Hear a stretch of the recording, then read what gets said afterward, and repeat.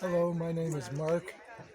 I have been privileged to be on this tremendous trip to Tuscany in May of 2022, and it's a combination of multiple special ingredients.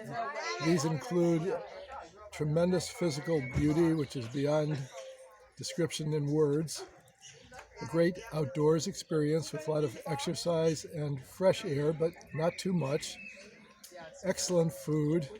We never went hungry at all.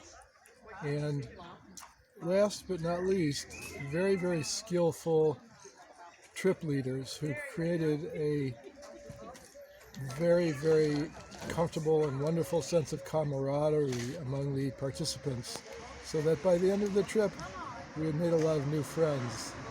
And that's going to be a wonderful memory for me.